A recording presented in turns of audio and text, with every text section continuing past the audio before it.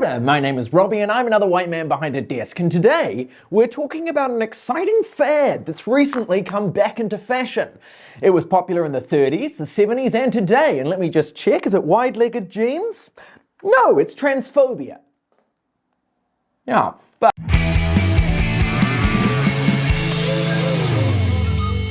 According to our best estimates, only 1 to 2% of New Zealanders are openly trans. And if you're trans or you've hung out with trans people, you'll know that trans people are just people.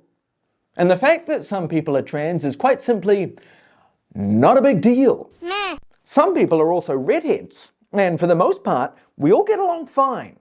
Apart from that one redheaded guy called Spencer who bullied me at high school, but other than that, it's mostly chill.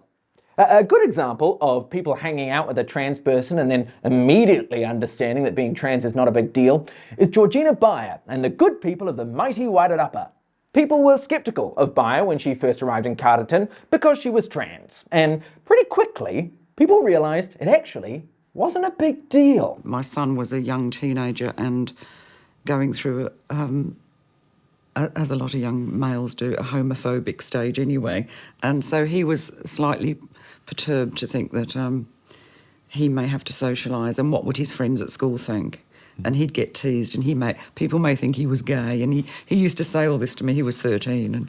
And so it was a good education for him, I think, he soon got over it. It didn't bother him. Within a few hours, it was just, he realised that she was just a normal human being anyway, so... Bayer went on to become the world's first openly trans mayor and the world's first openly trans MP, beating Paul Henry in 1999 in the Wairarapa electorate previously held by then Deputy Leader of the National Party, Wyatt Creech. If people are left to their own devices, most of us realise that being transphobic doesn't make a lot of sense. So why do I have to talk about it? Because unfortunately there are a few people who think it's a really big deal, and they want you to panic. So, the first question to ask is... Now, at this point, it's time for a quick science lesson. Because even though accepting trans people is easy, gender and sex are complicated. We don't know a lot about these topics, partially because we don't devote a lot of resources to their research, and also because when we do that research, Nazis tend to burn it all in a big fire. So, let's start with some basic questions. The first question is, what sex are you? Well, that's simple. Except when it isn't. If you go by chromosomes, there are people who are XX and XY. And XXX, and XXY, and XYY, and XXXX, and XXXY, and XXYY, and so on and so on and so on. So, instead, you could go by hormones, except that there are people with androgen insensitivity syndrome and congenital hyperplasia. So you could go with genitals, unless you were born with an underdeveloped or non-existent uterus, or you were born with ovotestis, or... Okay, so sex might be a bit confusing, but gender is straightforward, right? I mean, I know that because there is a pink aisle and a blue aisle of toys at the warehouse. And yes, you know, pink used to be for boys and blue used to be for girls, but that was obviously wrong. Okay, and we know that now. And sure, there are cultures throughout all of humankind who acknowledged other genders, like the Sumerians and the ancient Greeks, and there's the Hydra in South Asia and the Kukchuk in Siberia, Two-Spirit people in North American indigenous communities, and Irafiti here in Aotearoa. But you shouldn't look at cultures outside of Western society because, you shut up. Languages obviously change all the time, but in contemporary English-speaking society, we say you're cisgender or cis if you're one of the 98% of people who was called a boy or a girl by the doctor when you were born, and the doctor got it right. And if that's not the case, you're trans. Now, I totally get that if you're cis, like me, then this might all be new and confusing. It's like when they start putting letters into maths, and you're like, what the fuck is this? But once again, all you really need to know is that if someone says I'm trans, you say, cool. Got it? Nice work. Unfortunately, for some people, that's too hard, and this complexity makes them angry and afraid, and those angry, afraid people have started taking action. Legislation for trans people has been quietly progressing along in the background for a long time now. It's been progressing very slowly, but slow progress is still technically progress, which I believe is the Labour Party's motto. But in the last 10 years or so, transphobic people got mobilized, and now progress is stalling and in some cases going backwards. If you haven't kept up with anti-trans activism, that must be nice. Transphobes broadly come in two flavors that are increasingly merging together like a horrible froyo that's starting to melt. There's the socially conservatives, and then there's the people who consider themselves feminist, but don't think that trans women count as women. Whether they claim to be left-wing or right-wing, it doesn't really matter. A punch to the face pretty much feels like a punch to the face, even if the boxer is left-handed. In the past few years, anti-trans activists around the world have had a lot of big wins. Hungary voted to eliminate from public schools all teaching related to homosexuality and gender change. In Denmark, MPs passed a resolution against what they called excessive activism in academic research environments.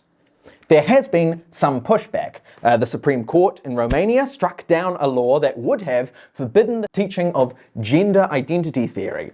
And the Supreme Court in Poland recently declared that local authorities declaring themselves free from LGBT ideology were rightly annulled by the lower courts. But if there's one thing we've learned from international news this year, it's that Supreme Courts aren't necessarily a perfect way to protect people's rights. Overall, the tide is turning against the rainbow community, and the global movement against them is well connected and well funded. Here in New Zealand, our transphobic movements are predominantly influenced by similar movements in the US and the UK. New Zealand transphobes are basically just copying their British American counterparts and hoping that nobody notices, something that I would never do. Also, if you're interested, Last Week Tonight is currently available on Neon and Sky TV. Check it out! In the US, we've long seen the alliance play out between groups that call themselves feminist and more conventionally socially conservative organizations. Had trouble saying it, but I got it out. Janice Raymond was a prominent self-described feminist in the 1970s who went on to write a book that called for morally mandating trans people out of existence. Her transphobic work for the National Center for Healthcare Technology helped enable the Reagan administration to cut off Medicare and private health insurance coverage for transition-related care. And that's how you know you're on the right side of history, when you're helping gay rights poster boy Ronald Reagan limit people's access to healthcare. In 2013, Leah Keith founded the Women's Liberation Front, or WOLF, which recruited transphobes on the left and then teamed up with folks on the far right. They filed a joint amicus brief with the Family Policy Alliance, a group who loves families, but not yours.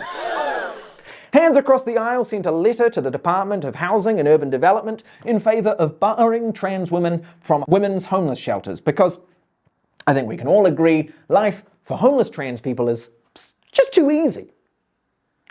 However, transphobic groups in the US have become increasingly ostracized by the broader feminist movement. This isn't the case in the United Kingdom. To quote Caitlin Burns from Vox on transphobia, it has become the de facto face of feminism in the UK, helped along by media leadership from Rupert Murdoch and the Times of London. Any vague opposition to gender-critical thought in the UK brings along accusations of silencing women, and a splashy feature or op-ed in a British national newspaper.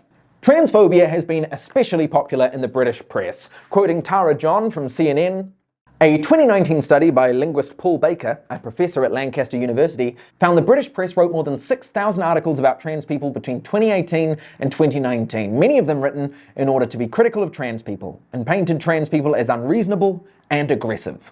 Unless you're trans, or know someone who's trans, chances are you never really used to think about the trans community. Now, in an ideal world, you'd think about them a bit, but it would just be like, oh yeah, trans people exist. Hope they're doing okay. Instead, these campaigns have successfully and profitably made it seem like advancing the rights of roughly 1.7% of the population is an enormously important issue that will somehow ruin your life. Once again, none of this is a big deal, but a few people want you to think it's a really big deal.